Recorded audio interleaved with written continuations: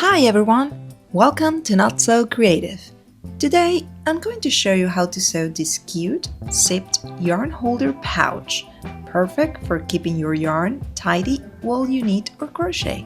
The final size is about 20 by 13 centimeters and it is great for small projects that involve yarn, especially if you're working on colorwork or using multiple balls of yarn at once. Alright, so let's jump right into the project.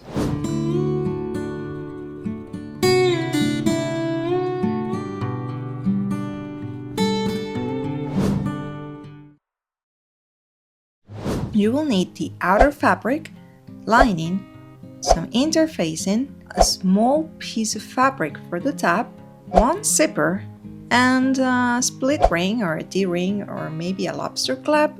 Once you've got everything ready, let's start sewing. Let's start by giving the pouch a bit of a structure. Fuse the interfacing to the wrong side of the outer fabric. With the outer fabric right side up, place the zipper right side down along the top edge. Then, place the lining right side down on top of that, matching all the edges. Clip or pin everything in place and sew along the edge through all three layers using a 1 cm seam allowance.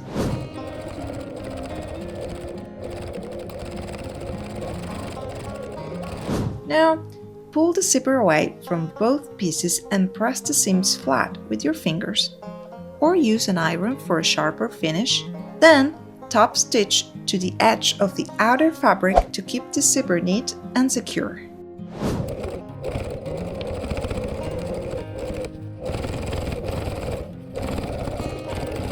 Take the other edge of the outer fabric and bring it over to the zipper, right sides together. Then take the other end of the lining and align it against the wrong side of the zipper. Pin or clip everything together and sew through all layers again with a 1 cm seam allowance. Once done, open the zipper and turn the pouch right side out.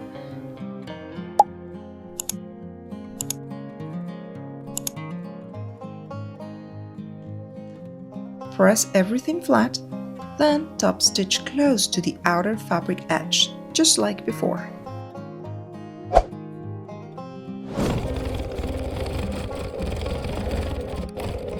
Sew together the beginning of the zipper teeth to prevent it from opening later.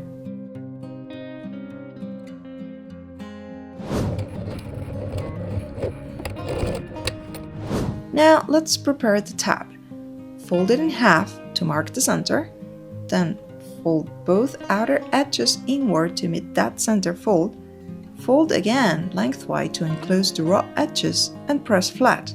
Sew along both long edges with a 0.5 cm seam allowance. Open the zipper and turn the pouch wrong side out.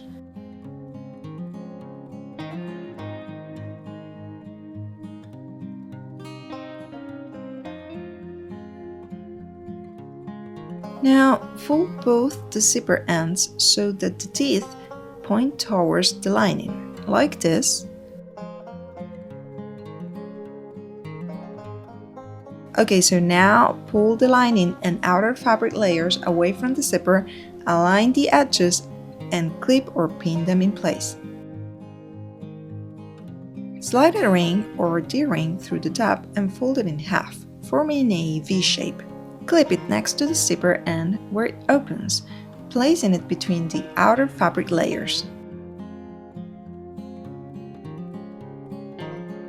Sew all the way across with a 1 cm seam allowance, but leave a 5 cm opening in the lining for turning later.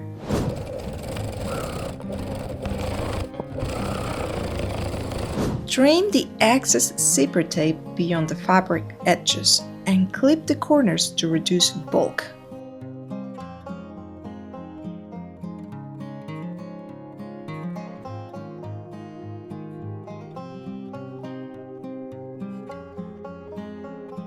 Now turn the pouch right side out through the opening in the lining.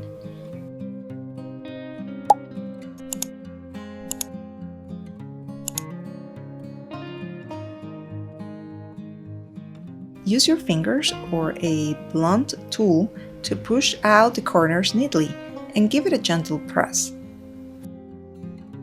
Finally, fold the raw edges of the lining opening inward and top stitch close to the edge.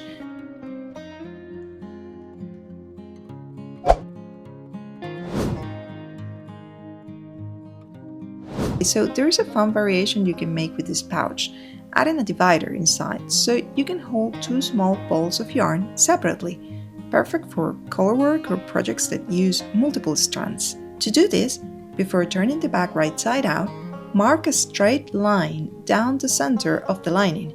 This will be your divider.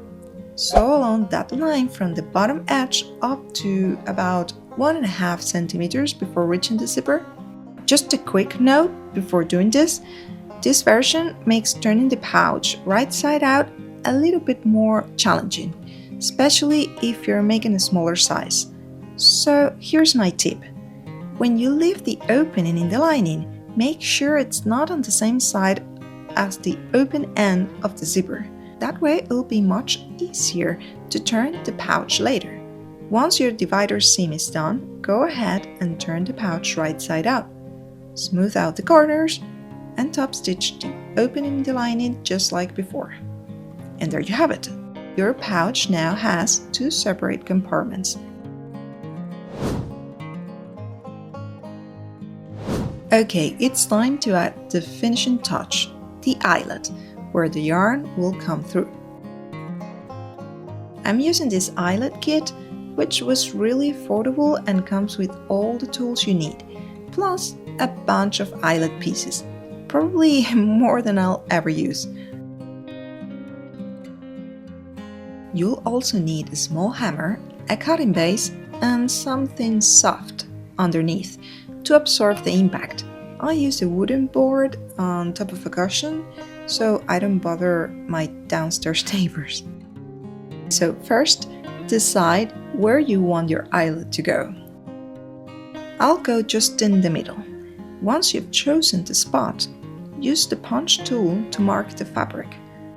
This tool, it's supposed to cut the hole, but honestly, I've never managed to make it actually cut. So I just use it to make a clear circular mark instead. Also, before marking, make sure that the lining is stretched flat inside, so you don't accidentally mark unevenly. If it is your first time though, using one of these tools, I recommend placing a few layers of fabric scraps inside the pouch under the spot you're marking, just in case the punch goes through both sides, okay? Now, take a small pair of scissors and carefully cut along the mark. Make sure to cut through both the outer fabric and the lining in the same spot. The hole doesn't have to be perfect. Just avoid cutting too wide, okay? It's always better if it's slightly smaller, since the fabric will stretch a bit as you install the eyelet.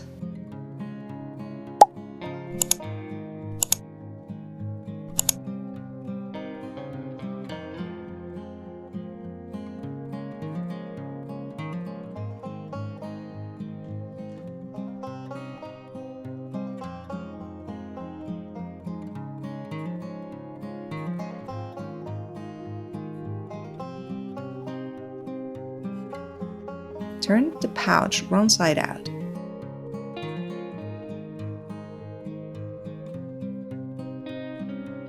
And take the part of the eyelet that looks like a tiny tube. That's the one that goes through the hole first, from the lining side. If the hole feels tight, that's actually good. It will make the fit more secure over time.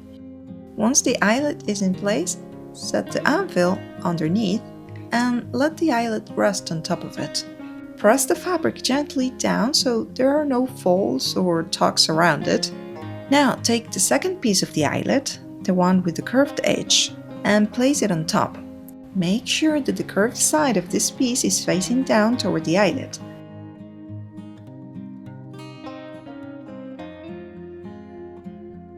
Insert the setting tool into the hole and gently hammer it a few times, keeping the blows center.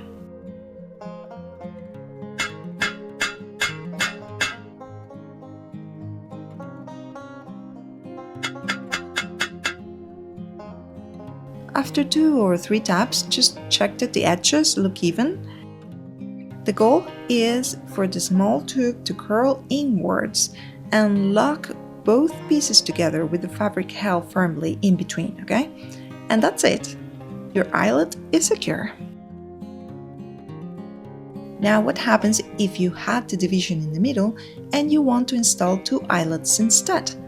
Well, in this occasion, you won't be able to turn the background slide out to install it, so it is going to be a bit more challenging, but it's not impossible.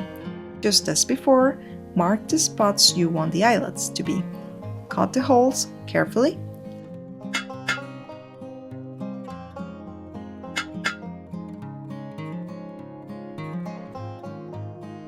Now, without turning the back, insert the eyelet tube on the right side of the fabric.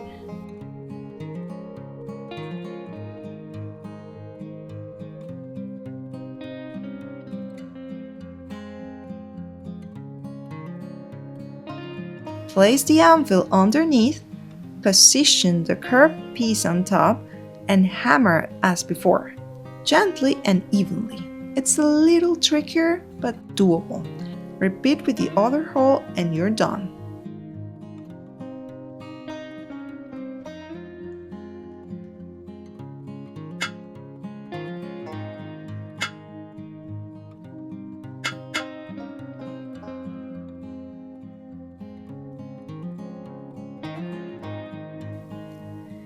And that's it!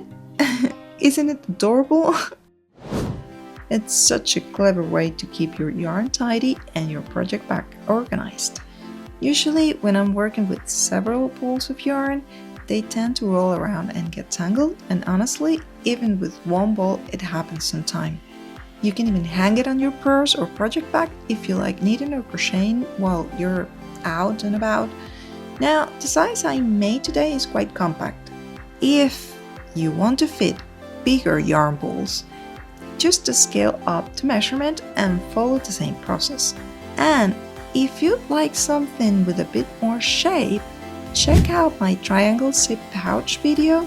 It is a very similar process, but with a fun twist. Just add an eyelet to one side of that pouch, and thanks to the triangular shape, you can fit larger balls of yarn or even a yarn cake. I really hope you enjoyed sewing along with me and maybe learn a new trick or two for working with zippers or eyelets. If you like this project, don't forget to like, subscribe and share it. And tell me in the comments, would you prefer the triangular pouch or this one? Thank you so much for watching. Happy sewing, and I'll see you in the next one.